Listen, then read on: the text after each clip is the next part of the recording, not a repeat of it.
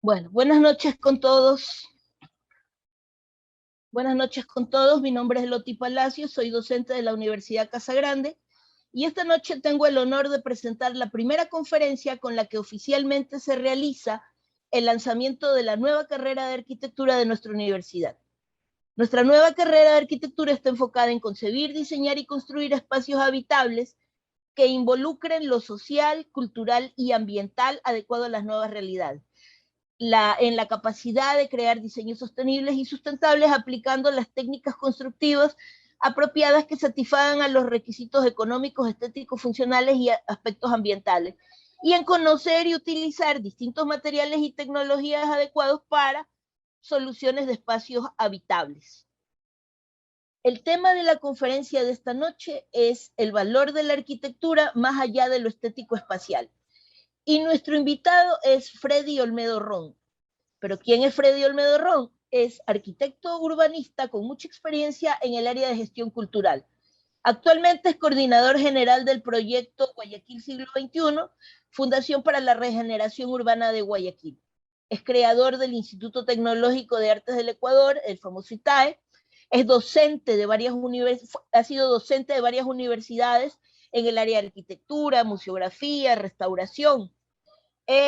Ha sido director regional cultural en Guayaquil del Banco Central del Ecuador, asesor cultural de la gerencia del Banco Central del Ecuador, ha realizado diversos proyectos arquitectónicos, museográficos y de restauración, como por ejemplo la exposición Umbrales del Arte en el Ecuador en el Museo Antropológico y Arte Contemporáneo MAC.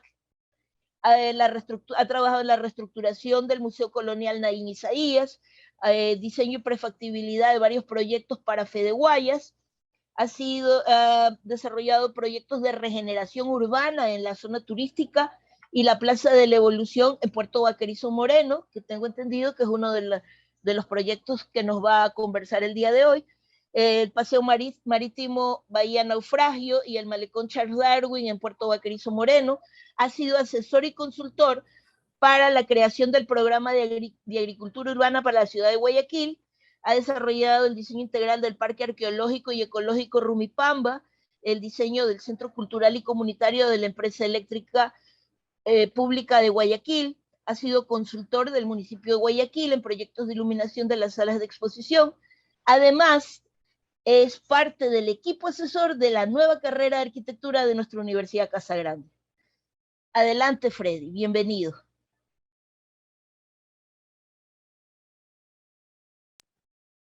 Muchas gracias, Loti, y muchas gracias a todas las personas que están ahora y que han decidido dedicar un poco de su tiempo para escuchar algo que tiene que ver con arquitectura y que tiene que ver con las obras de arquitectura hechas en la ciudad de Guayaquil.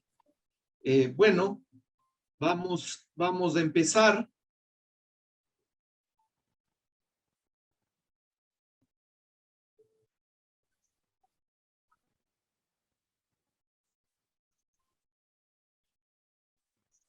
Sin más preámbulos, vamos a empezar. Y bueno, el título de la charla y de la conferencia de hoy es el valor de la arquitectura más allá estético espacial. Dicho de otra manera, y es algo que es una posición mía respecto de cómo hacer arquitectura, que desde la arquitectura y desde el urbanismo se pueden resolver necesidades que van más allá que las necesidades espaciales de espacio arquitectónico y de espacio urbano. Esa es un poco la idea. Es decir, que si logramos pensar un poco más allá, podemos resolver necesidades mayores a través de la arquitectura y a través del urbanismo. Bueno, lo que de alguna manera van a ver ustedes acá es una especie de síntesis del testimonio personal mío de 40 años de trabajo en el sector público como arquitecto urbanista.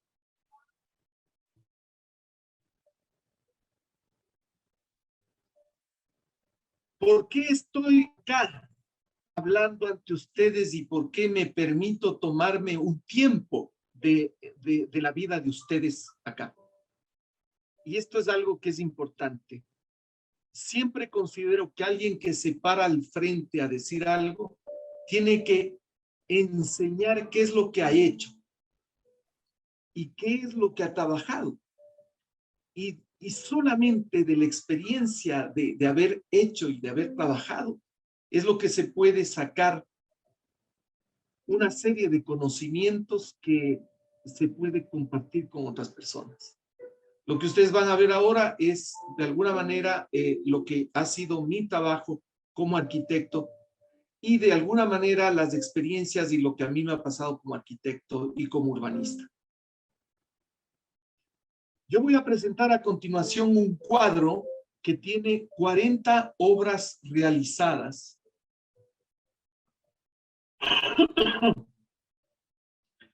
Y le he pedido a la organización de estos eventos, a LOTI concretamente, ver la posibilidad de enviarles a los que les interese a través de correo electrónico estos cuadros que tienen estas 40 obras y que la idea es que si es que hay interés por parte de ustedes, de alguno de los que están asistiendo a esta conferencia, se junten 5 o 6 personas, mínimo 5 personas, me escriben y podemos hacer, yo genero una reunión de Zoom y conversamos sobre cualquiera de los temas que están en estos cuadros.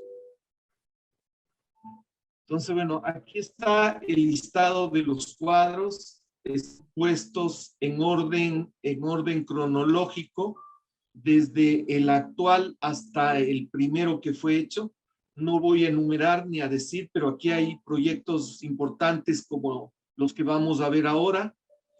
Y bueno, podría yo hablar de cualquiera de estos proyectos y si ustedes quieren y así el interés de ustedes es ese, podemos estar hablando de cualquiera de esos proyectos. Como por ejemplo el MAC, el Museo Antropológico y de Arte Contemporáneo de Guayaquil, que es una parte del sector 7 del Malecón 2000, o la Plaza de las Artes y Oficios, que fue la que permitió generar, que es una de las pocas áreas verdes que tiene la ciudad de Guayaquil en el sector sur de la ciudad, y que permitió aquí la generación del ITAE y de lo que yo llamábamos encuentro de artes, ¿sí?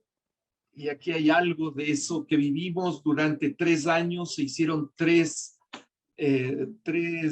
hubo 3 eventos que se llamaban el encuentro con las artes, que fue una cuestión que debería volverse a hacer.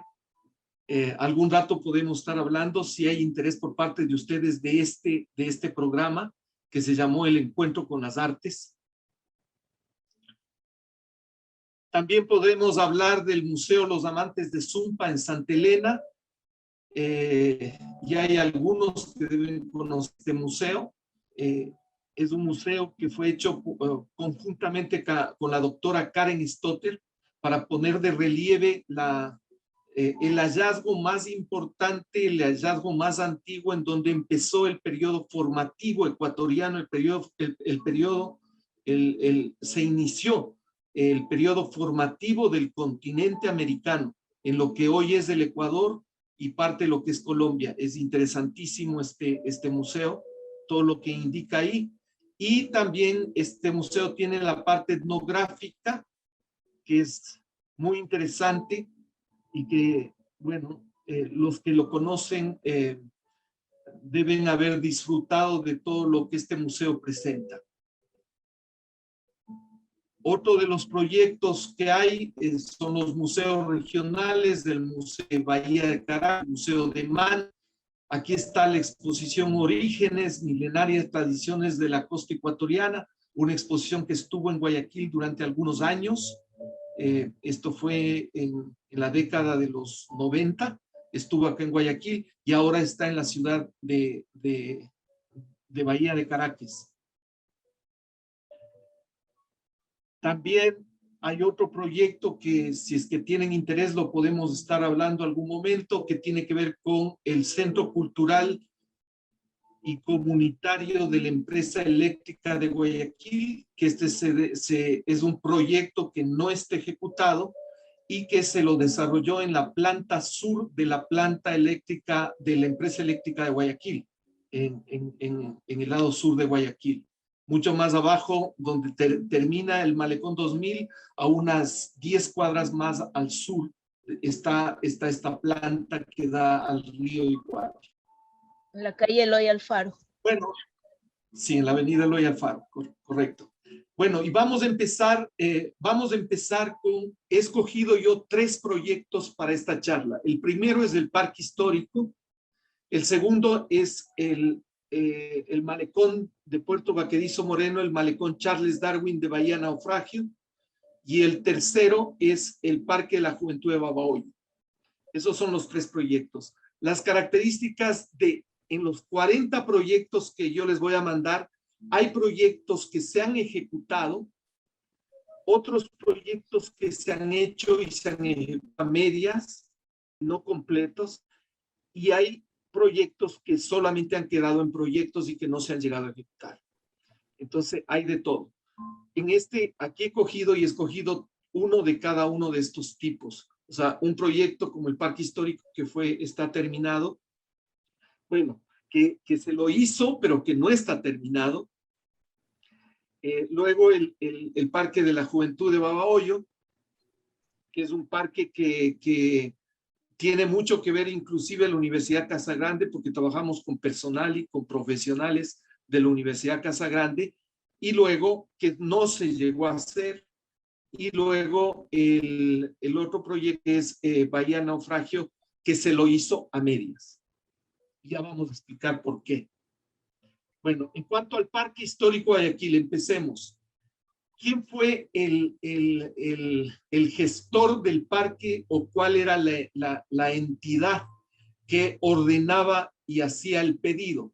Era el Banco Central del Ecuador cuando tenía el área cultural, la Dirección Regional de Cultura de Guayaquil del Banco Central del Ecuador. Ese fue la institución que estuvo al frente del pedido del Parque Histórico Guayaquil. ¿Qué era el parque? ¿Qué era el parque y cómo fue concebido el parque? El parque fue concebido como un parque temático en un área de 7 hectáreas en un terreno que tenía el Banco Central en la Ciudadela, al lado de la Ciudadela Entre Ríos. La Ciudadela Entre Ríos está en la parte de acá abajo de esta lámina y estas son las 7 hectáreas que corresponden al Parque Histórico Guayaquil. ¿Por qué existió este pedido? Porque hubo una persona en la década de los años 80, es decir, 1980, el doctor Olaf Holm, fue el director del Museo del Banco Central, evitó, y esto quiero recalcar, evitó que desaparezcan 4 edificaciones de Guayaquil declaradas patrimoniales. ¿Por qué evitó? Porque de estas casas se declararon muchísimas, se han declarado 100 casas patrimoniales. Fueron declaradas patrimoniales en esa época. Y lo que hacían era, con ese patrimonio, muchas de esas casas desaparecieron porque las quemaban, las derrocaban, las descuidaban y se perdían las casas. Y gran parte del patrimonio cultural de la ciudad de Guayaquil se perdió. Olaf Holm vio que se estaban perdiendo estas edificaciones y le dijo al municipio, no las derrumbe, no las derroque, permítame desarmarlas y las armamos en un terreno que tiene el Banco Central. Y ahí nació la idea de armar estas casas, pero no la idea del parque histórico. Nació la idea de hacer un centro cultural que se llamaba Centro Cultural Entre Ríos, que fue el proyecto inicial que presentó Olaf Holm y el doctor Julio Estrada. Ellos presentaron el proyecto que se llamó Centro Cultural Entre Ríos. En ese proyecto estaba considerada el armado de estas 4 casas, pero en una plaza en la parte donde ahora está el estacionamiento del parque histórico. Pues bueno, a mí me tocó en un lapso de 15 días presentar un proyecto, primero evaluar si es que era factible, estamos en el año 1996, si es que era factible hacer ese centro cultural Entre Ríos, y si es que no era factible hacer ese centro cultural, me dieron un plazo de 15 días para presentar un proyecto, y se presentó este proyecto. ¿Sí? No, primero, perdón, no se presentó el proyecto del parque histórico, sino se presentó el proyecto del Parque Medio Ambiente G7. ¿Por qué? Porque me habían condicionado a mí para que el proyecto sea un proyecto autosustentable y autogestionado. ¿Ya? Y para cumplir con eso había que invitar a países más desarrollados para entregarles una del terreno para que hagan ahí una exposición de cómo ellos pretendían cuidar el medio ambiente. Esto era un año después de la cumbre de Río, la primera cumbre en la que se empezó a hablar de medio ambiente. Bueno, el parque fue planteado para resolver tres temas básicos.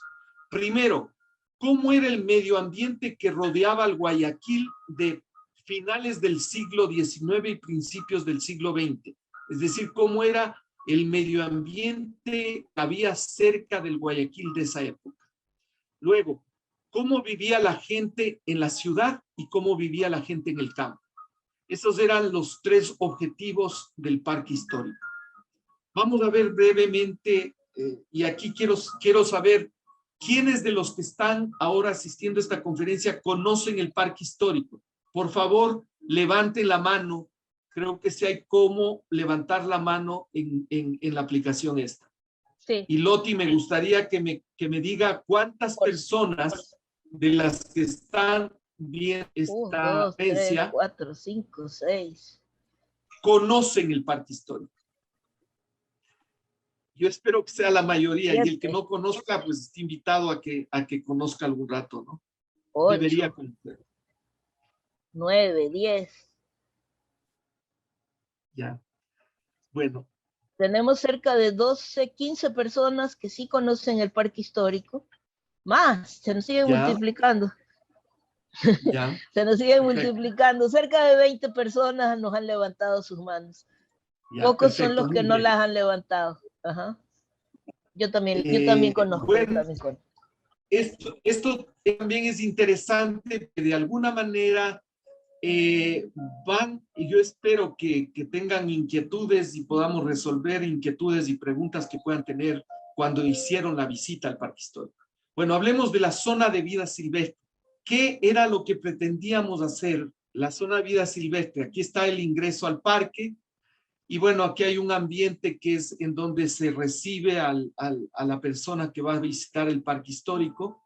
El parque histórico está hecho, todo el parque, toda esta zona está hecho 100% con madera, con tratada. Y es interesante porque costó cualquier cantidad que las autoridades del Banco Central entiendan que se podía trabajar en madera y que la madera es un material muy noble que permite que se pueda trabajar. Claro que la madera, es madera tratada con vacío, presión vacío, que es un tratamiento de incorruptibilidad para la madera y que permite que esté ahí ya más de 20 años y está muy bien la madera. Lo mismo la madera de la caminería, a pesar de que recién le arreglaron a la caminería y vamos a ver ahora unas imágenes nuevas de la caminería del parque histórico. Pero en todo caso, ¿qué era lo que pretendíamos con esta primera zona? Yo hace tiempo, y estamos hablando del año 96, leía mucho a Eduardo Galeano, y Eduardo Galeano decía que el pobre ser urbano, ojo, no hablo del ser humano, sino del ser urbano, el pobre ser urbano siempre ve a la naturaleza desde afuera y siempre le ve a la naturaleza como un cuadro al que hay que respetar, al que hay que cuidar, al que no hay que ensuciarlo, pero siempre lo ve desde afuera.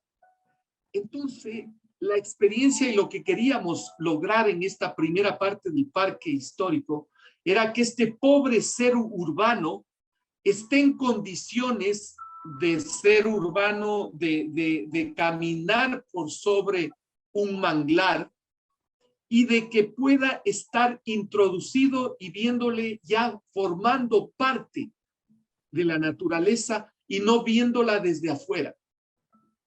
Ese era el sentido que tenía la visita de este sendero de interpretación que habíamos hecho en el Parque Histórico.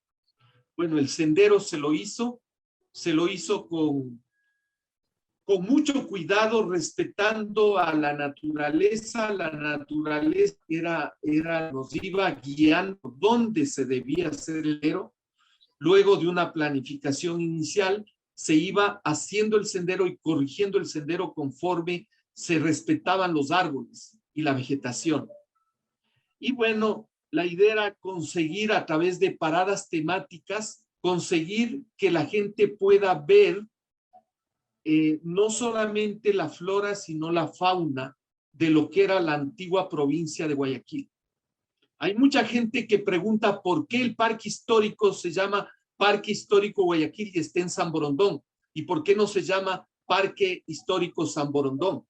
Porque el parque histórico, la respuesta es porque el parque histórico hace referencia a una época que corresponde a la antigua provincia de Guayaquil, que era mucho más que lo que hoy es la provincia del Guayas. Había mucha más que lo que hoy es la provincia del Guayas. Y por lo tanto, el parque hace referencia a esa época, se ubica en esa época y por lo tanto se refiere a la antigua provincia de Guayaquil. Y por eso se llama Parque Histórico Guayaquil.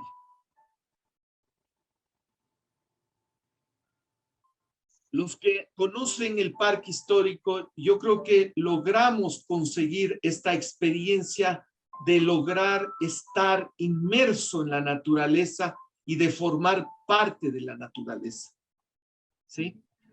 Los animales que están ahora en el parque, que son ya tienen 25 ahí y son en algunos casos segunda, tercera generación, en algunos hasta cuarta o quinta generación, eran animales que estaban en dos zoológicos que tenía la ciudad de Guayaquil en esa época, uno en el Colegio Dolores Sucre y otro en el que tenía el Banco del Pacífico.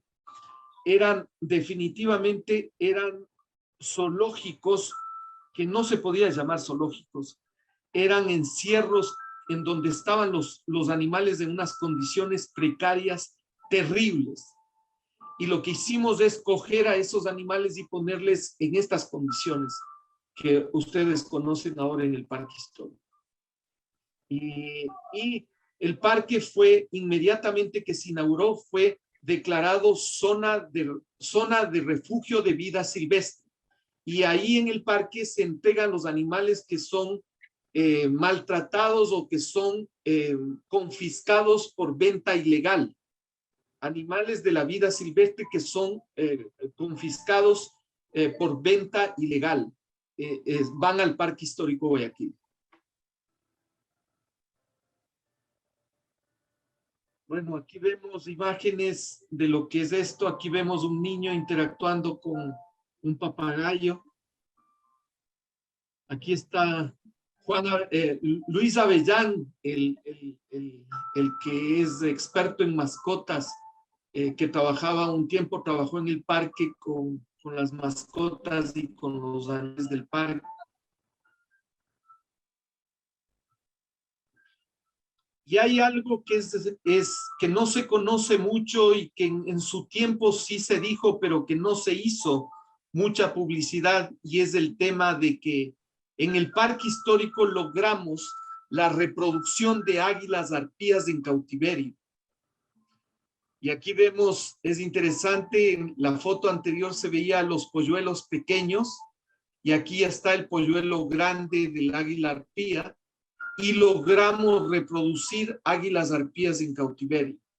El parque era un espacio que tenía que funcionar para más cosas que lo que se hizo. ¿A qué me refiero con esto? A que los que hemos visitado, los que han visitado el parque, se dan cuenta que es un espacio muy bonito, que es un espacio agradable y muy bonito. Estéticamente es muy bueno. Pero la idea era que el parque sea una institución inteligente de donde salgan propuestas inteligentes que lleguen y vayan mucho más allá que simplemente un qué bonito. Y a eso me refiero cuando estoy diciéndoles que desde la arquitectura y desde el urbanismo se puede hacer mucho más. Esto que están viendo ustedes aquí es uno de los ejemplos de que se puede hacer más. Estas águilas arpías, que son especies en peligro de extinción, esta águila arpía fue repatriada desde los Estados Unidos. A través de gestión del parque logramos repatriar al águila arpía que se habían llevado para reproducirla en los Estados Unidos en cautiverio.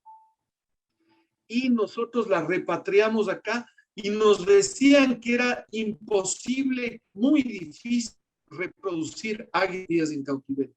Y lo logramos en el parque histórico. ¿Sí? Esta es una hazaña que fue en su principio catalogada de espectacular y de muy difícil, pero logramos reproducir águilas arpías en el parque histórico. Bueno, aquí tenemos unas imágenes de cómo está el parque ahora. La última institución que estuvo a cargo de este parque, que es Inmobiliar, cambió el sendero, digamos, cambió la caminería del sendero del parque. Esta es una caminería nueva. Pero hay algo gravísimo y me habría gustado que hagan antes de cambiar la caminería, y es evitar que los mangles, están desapareciendo los mangles del parque histórico. Ustedes ven aquí esta zona, si ustedes comparan esta foto con las fotos de hace 25 años, esta foto está casi sin mangle ya en esta zona. El parque histórico está perdiendo el mangle. Y eso es por descuido en el mantenimiento del parque. Bueno, este es objeto de otra charla y podemos ahí extendernos cualquier cantidad de tiempo. Es que pasamos rápido de esto.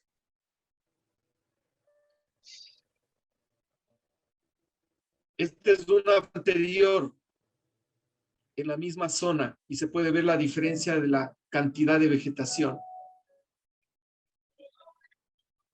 Bueno, y luego pasamos a la zona urbano-arquitectónica. La zona urbano-arquitectónica es esta que está aquí y está compuesta por 4 edificaciones: la Casa Julián Coronel, el Banco Territorial, la Casa Verde o la Casa Lavallén, y por el Hospicio Corazón de Jesús. La manzana esta sí se iba a completar con la Casa Rosada, la Casa Castañeto, que está ya medio armada acá, y la Casa de los artesanos de la Sociedad de Artesanos Amantes del Progreso, que iba en esta esquina de acá. Todos estos, el material de estas 3 casas está en el parque histórico y fue entregado ahora a la Municipalidad de San Borondón para que termine de reconstruir esas casas. Bueno, y acá la idea era enterarnos de cómo vivía la gente a finales del siglo XIX y principios del siglo XX. Es importante recalcar que no estamos hablando de época colonial, porque hay mucha gente que piensa que Las Peñas, el barrio Las Peñas, corresponde a la época colonial de Guayaquil. No, el barrio Las Peñas corresponde a la época republicana. Es decir, es un barrio hecho después del gran incendio. Guayaquil no tiene elementos arquitectónicos de la época colonial por los incendios que tuvo, los incendios que sufrió la ciudad, y por lo tanto no existe evidencia arquitectónica en la ciudad de Guayaquil. Hay solamente unos pequeños muros, unos pequeños vestigios, nada más. Esto que estamos viendo es época republicana, es decir, finales del siglo XIX y principios del siglo XX.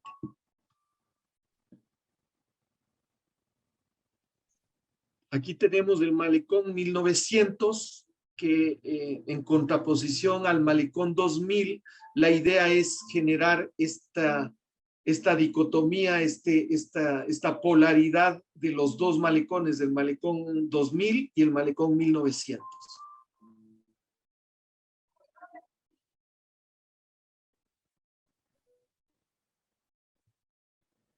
Importante señalar que hay un tramo de piedras en el malecón 1900 que son las piedras originales con las que estaba hecho el malecón en esa época. Estas de acá no, pero hay un tramo de piedras que están frente a la casa Julián Coronel, que son las piedras originales del malecón. Son estas. Aquí se las puede ver. Y bueno, en el tiempo en que estuvo a cargo de nosotros, o sea, del Banco Central del Ecuador, no sé si ustedes lo visitaron, pero había la representación de cómo vestía la gente en esa época, cómo lo que hablaba la gente en esa época, a través de documento histórico se llegó a establecer todo eso.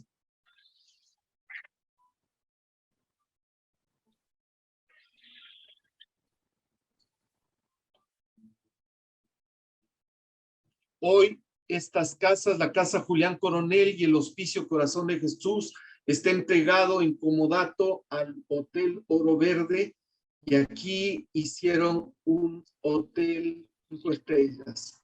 Un rato podríamos estando, y estos objetos, otra charla, el por qué se decidió hacer eso, si es que estábamos nosotros de acuerdo o no. Nunca estuvimos de acuerdo con que se haga esta entrega. Cuando nos llamaron y nos consultaron, dimos nuestra opinión, no nos volvieron a consultar nunca más en el gobierno de la Revolución Ciudadana, y pues ahí quedó. Y ahora sé que el parque casi no recibe absolutamente nada de beneficio por tener esta concesión acá. El Hospicio Corazón de Jesús con la capilla, que la logramos recuperar al 100%. Y bueno, los espacios que ahora han sido convertidos en parte del hotel del parque, y que son espacios espectaculares y muy buenos. Esta es una de las imágenes al interior del hotel. Un hotel que cuesta $600 pasar la noche, un hotel boutique, y que no se justificaba que este bien cultural termine en eso, debía ser utilizado para otro fin. Luego la tercera zona, la zona de tradiciones, que es esta zona que está acá. Los que conocen parque deben saber esta zona de acá, que es la tercera zona, en la que el objetivo era entender cómo vivía la gente en el campo. Y pues lo primero que se topa uno es, luego de pasar por una serie de espacios interesantes, se topa uno con una casa campesina, en donde, y luego la casa de hacienda, que es una casa de hacienda que la recuperamos, una casa de hacienda que estaba igual a punto de perderse y que logramos recuperarla. Esto es interesante también saber, hay una muy buena historia atrás de cómo logramos recuperar esta casa para que esté ahora en el parque histórico. Y bueno, la idea de los compadres y los amorfinos y toda la gente que vivió durante 25 años, esta gente vivió y ha vivido, no sé, hasta ahora siguen ahí en el parque histórico, son dueños ya del parque histórico, y los que tuvimos la oportunidad de vivir el parque, se hacían las representaciones en la Casa de Hacienda de El Tintín, de doña María Godovea. Bueno, son algunas de las obras que se presentaron con artistas guayaquileños y que presentaban historias de lo que era la vida en el campo en la ciudad de Guayaquil, en la antigua provincia de Guayaquil.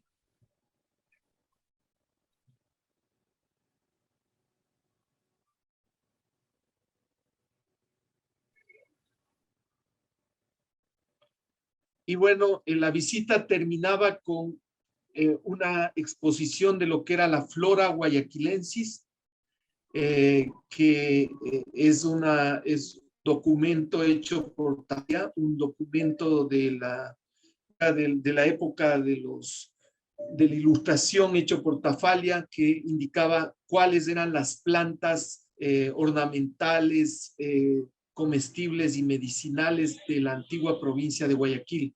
Y este documento, la flora guayaquilensis, es el que nos permitió hacer esta exposición.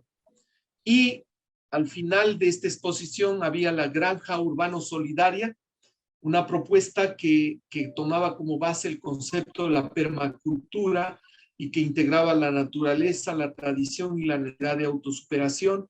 Desde hace 25 años yo vengo pensando en esto y esta fue la base para lo que ahora es mi propuesta de agricultura urbana para la ciudad de Guayaquil, que empezó hace 25 años con esta iniciativa de la Granja Urbano Solidaria. Este proyecto tuvo una gran acogida en escuelas, en colegios, y que formaba parte del Parque Histórico Guayaquil. El Parque Histórico recibió un merecido homenaje que fue el premio Eugenio Espejo. Lastimosamente, por una serie de gestiones, nunca le dieron el premio, o sea, no se llegó a efectivizar el premio porque indicaban que era el Banco Central y que al Banco Central no había cómo darle un premio, no había cómo darle, y la idea era que era para el parque, no para el Banco Central. Nunca se entendió, lo peleamos, pero no se consiguió. Y bueno, hay un reconocimiento, y me van a permitir que ponga esto aquí, porque de alguna manera hay un reconocimiento cuando uno hace las cosas para el bien común, hay un reconocimiento algún rato. Y ahora los que quieren ser arquitectos, les digo que si bien el tema económico puede no ser lo ideal, porque estas cosas no llevan grandes, no te haces millonario siendo arquitecto, pero sí tiene grandes satisfacciones. Y este reconocimiento para mí, es una de esas grandes satisfacciones. En el año 2003, el 25 de julio, el periódico El Universo sacó los protagonistas del cambio de la ciudad de Guayaquil. Y entre esos me nombraron a mí. Soy el único quiteño entre los protagonistas de este cambio de la ciudad, por lo que había hecho hasta esa época, que fue el Museo Antropológico, la Plaza de las Artes y Oficios, el Parque Histórico, entre algunas cosas que logramos hacer en la ciudad de Guayaquil. Pasamos al siguiente proyecto: Bahía Naufragio, Malecón Charles Darwin, San Cristóbal, año 2006, hace 15 años. ¿Quién fue y cuál fue la institución que pidió y gestó este proyecto? El Gobierno Autónomo y Descentralizado de Puerto Vaquerizo Moreno, en la isla de San Cristóbal, en Galápagos, Ecuador. Hay un antecedente respecto de este proyecto. Desde el año 2001, 2002, 2003 vivíamos la fiebre del malecón, después de que se construyó el malecón 2000. Y este es un proceso urbano muy interesante, porque se contagió todo el Ecuador del tema del malecón. Todas las ciudades querían tener su malecón. Y claro, era después de que se hizo el malecón 2000 en la ciudad de Guayaquil, que fue una que realmente impactó a todo el Ecuador completo.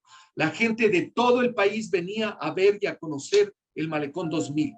Y luego de eso, claro, todas las ciudades querían tener su malecón, y por ahí se remedaban cosas, se hacía lo mismo, se trataba de hacer lo que ya tenía Guayaquil, ¿ya? Y me acuerdo que hasta Quito remedó, no tenían ni mar ni nada en Quito, pero hicieron en el Machángara un malecón, porque había y todos debíamos tener un malecón, ¿no? Y este es otro malecón en otra ciudad. Este es en Santa Elena. Y aquí vemos que estábamos con lo que llamábamos en urbanismo el proceso de la fiebre del malecón. Y todos, lo cual me parece saludable, me pareció bueno, pero claro, la idea era que se copiaba, pero que se copiaba no con los materiales que estaba hecho Malecón 2000, porque los municipios de estas ciudades pequeñas no tenían el presupuesto para lograr hacerlo con acero inoxidable y con piedra cortada y una serie de cosas que Malecón 2000 sí lo pudo hacer. ¿Y por qué viene aquí este antecedente? Porque ¿cuál fue el encargo en Puerto Vaquerizo Moreno? En Puerto Vaquerizo Moreno, el alcalde de esa época nos dijo, ya Santa Cruz, que hay una competencia ya entre las islas, Santa Cruz ya tiene Puerto Ayora, ya tiene su malecón. Nosotros necesitamos el nuestro. Puerto Vaquerizo Moreno en San Cristóbal.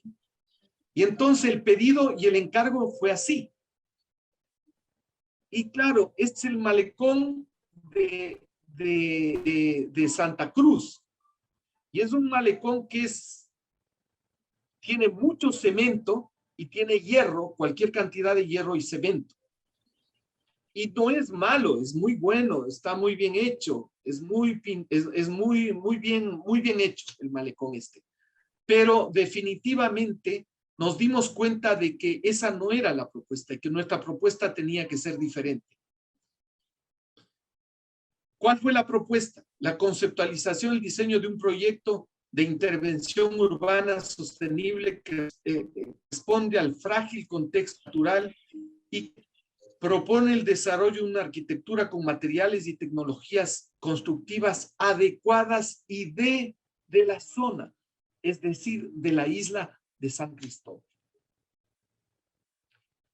Y como ha sido siempre la trayectoria en mis proyectos, siempre del pedido y de la propuesta vamos a algo más, vamos un poco más allá, porque a través de la arquitectura y a través del urbanismo podemos hacer algo que va un poco más allá.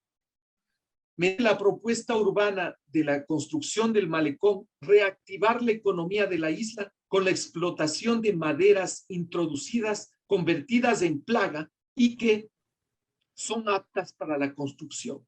Esta era la propuesta. Es decir, la propuesta implicaba la reactivación económica de la población de Puerto Vaquerizo Moreno. ¿Cómo?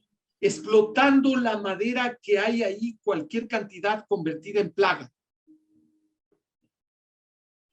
Estas son las maderas ubicadas, la cascarilla, la cedrela, la pomarrosa, y la guayaba y el aguacate. Son árboles maderables, algunos de esos semiestructurales, que podían ser explotados para construir el malecón, para construir las casas y para construir una serie de cosas en las islas. Inclusive, hay tal cantidad de material que podría tranquilamente exportarse, sacar de las islas y venir al continente con ese material. Y esa era la propuesta. Pues aquí vemos bueno, este es un plano de la isla de San Cristóbal. Esta es interesante también que conozcan que esta es la zona urbana, es una zona muy pequeña que la vamos a ver creo que en la siguiente imagen. Esta imagen corresponde si ven ustedes de acá, a este pedazo de aquí, a lo que estoy marcando acá. Lastimosamente los planos no son muy claros, pero esta es la zona urbana y esta es la zona en la parte alta en donde está la invasión. Todo esto verde de aquí es la invasión de bosque invadido por los bosques que está declarado con árboles invasores. ¿Eso qué quiere decir? Que son árboles que no son nativos de Galápagos y que fueron introducidos por los colonos y que se convirtieron en plagas. Es decir, que aquí se puede tranquilamente quitar todos estos árboles que el Parque Nacional Galápagos te agradece y puedes hacerlo. Y esa era la propuesta para construir el malecón.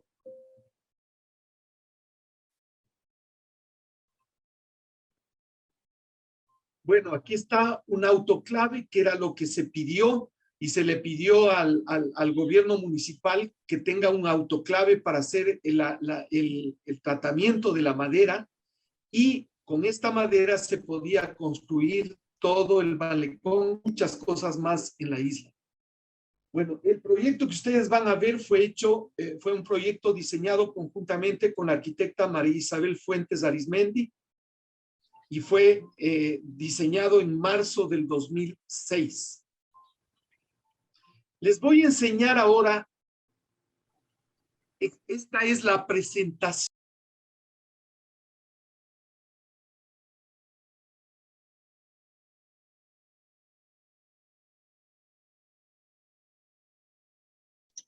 Se apagó el micrófono. O sea, se muteó. Freddy está muteado. Freddy está muteado. Ya, ¿ahí me escuchan? Sí. Ya. Les decía que les voy a presentar ahora la misma presentación que se hizo en la socialización del proyecto, cuando el proyecto ya estaba hecho. Y es interesante porque esto se presentó en un salón grande a la población de Puerto Vaquerizo Moreno como parte, como exigencia del proyecto de socialización del proyecto. Entonces, bueno, para los chicos y las personas que nos están escuchando en esta conferencia, empezó todo con el análisis físico del malecón, de cómo estaba ahora, es decir, qué había ahora, cómo nos encontramos con este malecón. Primero, con una circulación vehicular privilegiada. Las camionetas en Puerto Vaquerizo Moreno estaban por sobre el peatón. La circulación peatonal inexistente. Ustedes ven aquí esta era la acera. Y si ustedes se fijan en la acera, tiene unas piedras redondas, unas piedras de río, que eran tan grandes que uno tenía que ir viendo dónde pisaba, porque si no te podías caer y había cualquier de accidentes con la gente que caminaba por aquí. Es decir, no había posibilidad para el peatón, ni ninguna seguridad para el peatón. Acá se puede ver también otros los problemas. Vean el ancho de la vereda y vean el ancho de la calle. La calle era impresionante. La falta de iluminación. Este era el malecón con el que nos topamos y vamos a empezar a hacer el proyecto. Luego, una fuerte insolación. No había nada que te cubra, y cuando hay sol en Galápagos, el sol pega muy fuerte y no había nada que te proteja. Este era el malecón de Puerto Vaquerizo Moreno.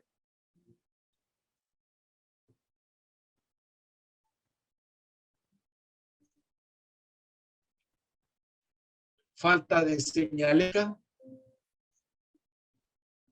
deficiente espacio para recreación. Los niños jugaban ahí así, como ustedes les ven ahí. Falta de planificación, no había ni un solo plano. El plano el plano que tenían, el topográfico, era de 1982. No habían planos, no había absolutamente nada. En estas condiciones, en un lapso de un mes, tuvimos que hacer el proyecto y sacar adelante este proyecto. También había problemas serios en infraestructura, y esto es algo que cuando uno es arquitecto y es urbanista tiene que ver. Uno se entusiasma con lo que puede hacer de la superficie, lo que se ve de la superficie para arriba, pero tiene que ser muy cuidadoso. ¿Qué pasa de la superficie para abajo? Y vean lo que pasaba de la superficie para abajo en Puerto Vaquerizo Moreno. Este era el sistema de alcantarillado. Y así estaba el sistema de alcantarillado de Puerto Vaquerizo Moreno.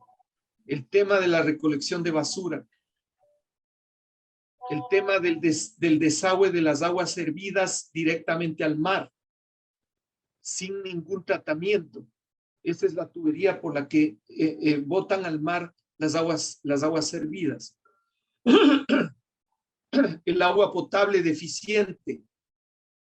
Este es el agua potable que había en Puerto Vaquerizo Moreno.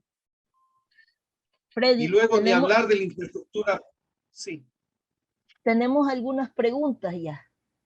¿Ya? Bueno, A ver, aquí me dicen, ¿cuáles son los desafíos para los futuros estudiantes de arquitectura de la Universidad Casagrande de pensar y generar proyectos para el ser urbano del que usted está hablando, y más aún pensando en que cada día las ciudades son más grandes? Interesante, muy buena la pregunta. Pues el reto es, ustedes tienen que presentarse, ustedes tienen un reto porque les toca una sociedad mucho más difícil, yo digo, que la que nos tocó a nosotros. Les va a tocar retos mucho más difíciles que los que nos tocó a nosotros. Van a tener que prepararse muchísimo más. Estudiar arquitectura no es una profesión fácil, es la profesión en la que más se trabaja. Se trabaja casi igual que estudiar medicina.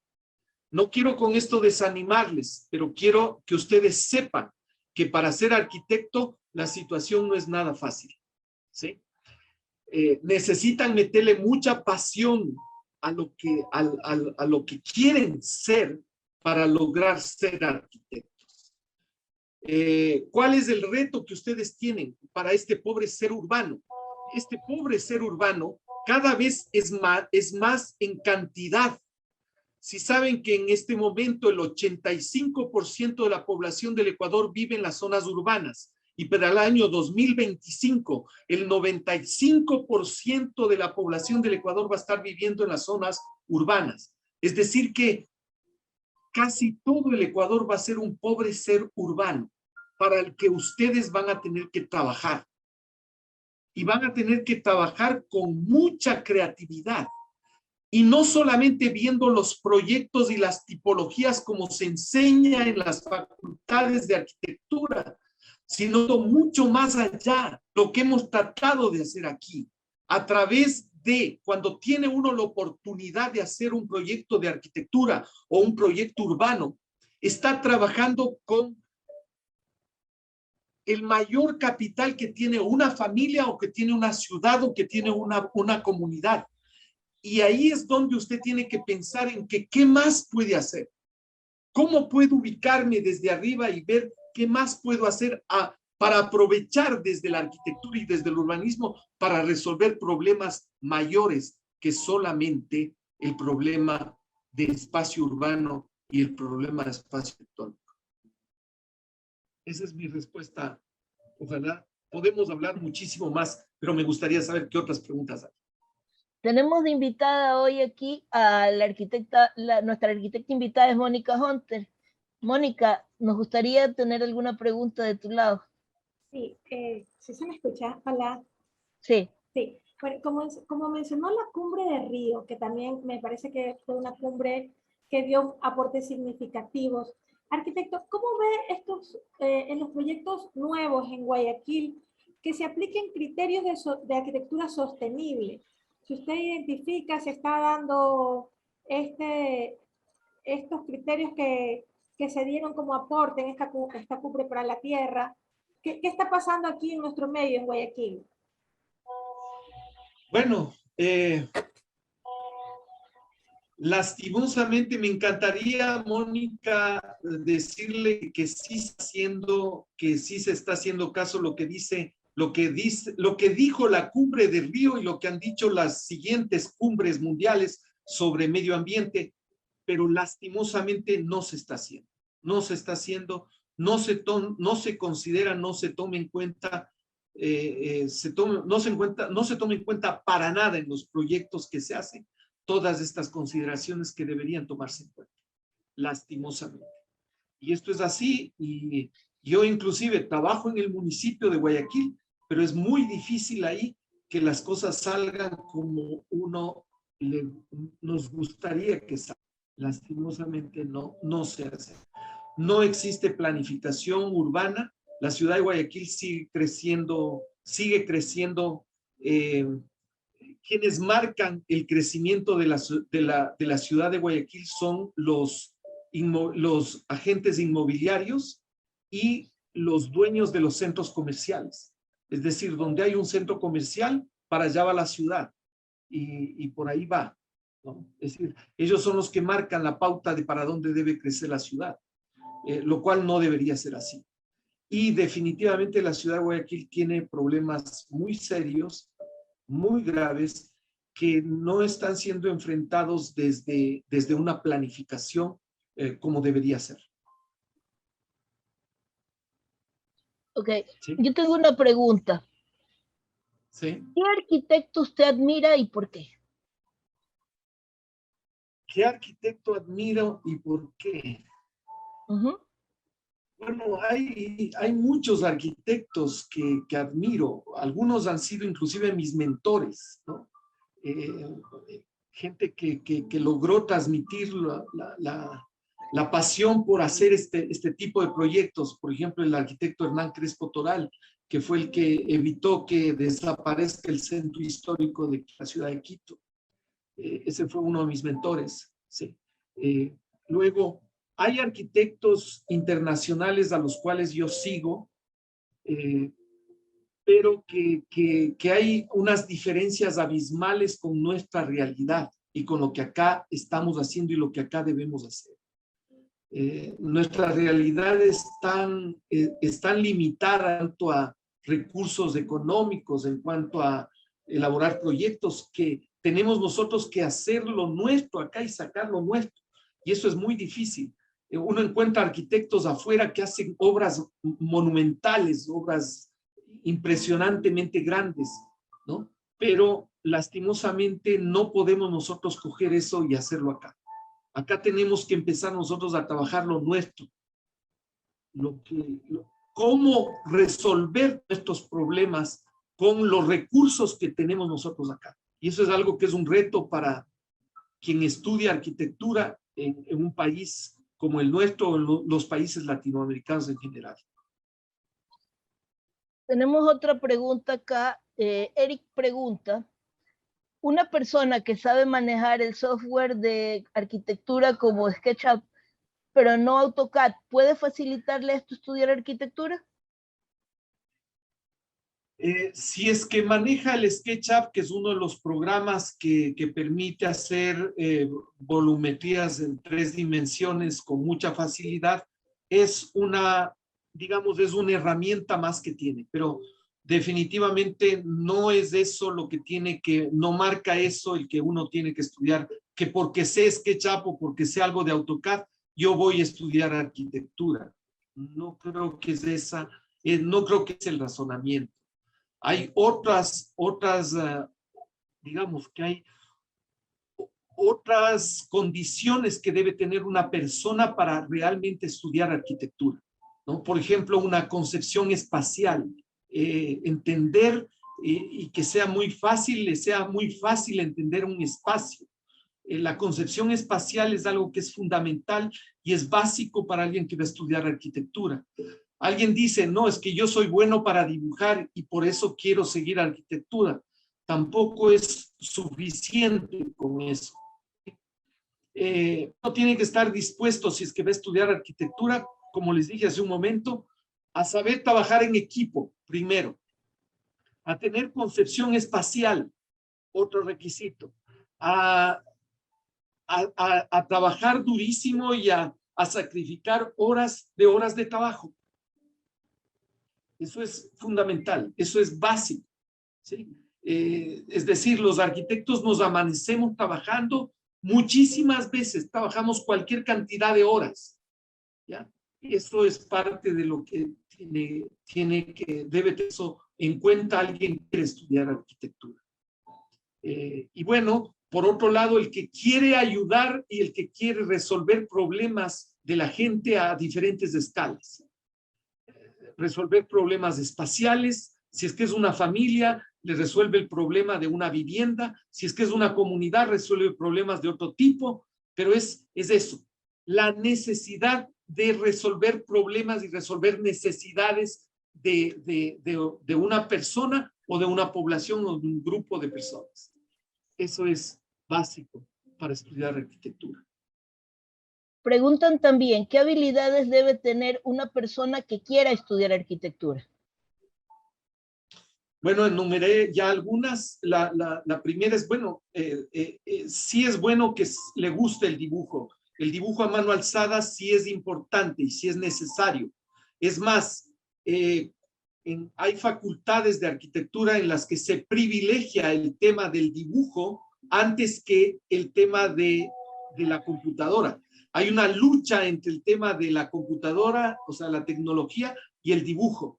Para nosotros y personalmente, todo sale desde la cabeza del arquitecto a la mano del arquitecto, al papel, y del papel pasa a una computadora a través de otra herramienta. Pero por eso es necesario y es muy necesario el que sí le guste dibujar, y vamos a recalcar muchísimo el tema del dibujo, el dibujo a mano en los futuros arquitectos. Es más, hay muchas, está regresando muchísimo el tema de que se necesita arquitectos que sepan dibujar a mano alzada, más que sepan utilizar una herramienta como AutoCAD o SketchUp o cualquiera de las otras herramientas que hay ahora. Ok. ¿Qué deficiencias ve usted en la formación de los arquitectos actualmente?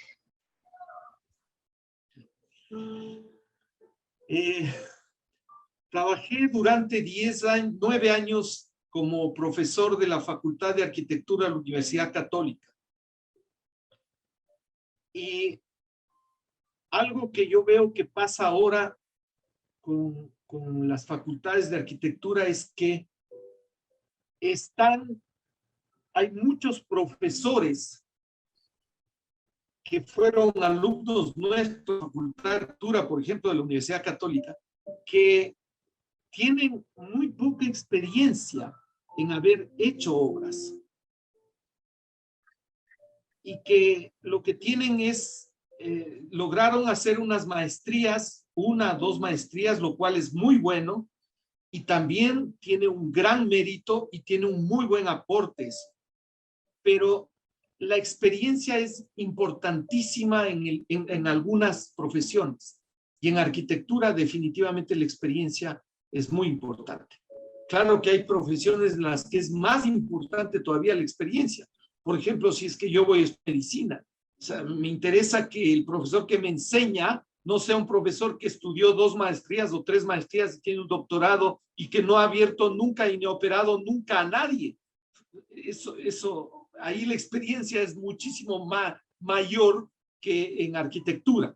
Pero definitivamente, si hay un problema que pasó en la Revolución Ciudadana, en la organización de las universidades de la Revolución Ciudadana, es que exageraron el tema de los títulos y se olvidaron del tema de la experiencia.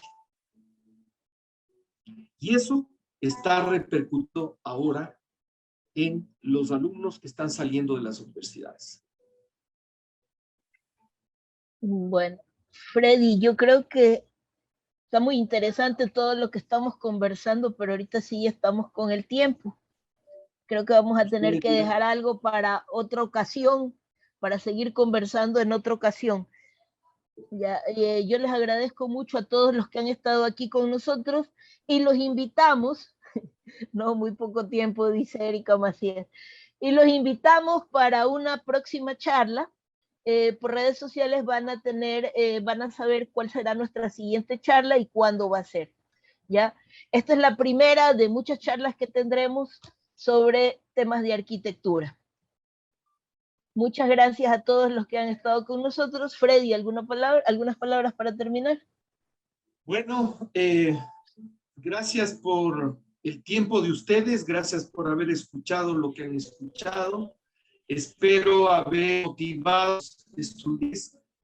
La arquitectura es una profesión que da muchas ratificaciones, que da muchas satisfacciones. Cuando uno termina de hacer, sueña en un proyecto y logra concretar y verlo hecho realidad y ve que la gente puede disfrutar de lo que uno hizo, realmente es cuando uno mejor se siente.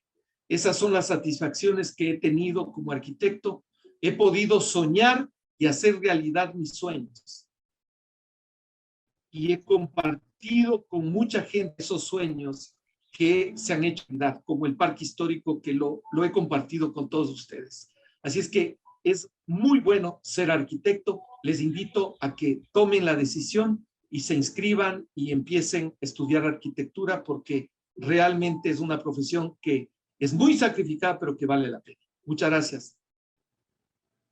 Bueno, gracias a todos y inviten también a sus amigos a las próximas charlas. Recuerden que aquí en la Universidad Casagrande se puede aprender haciendo arquitectura.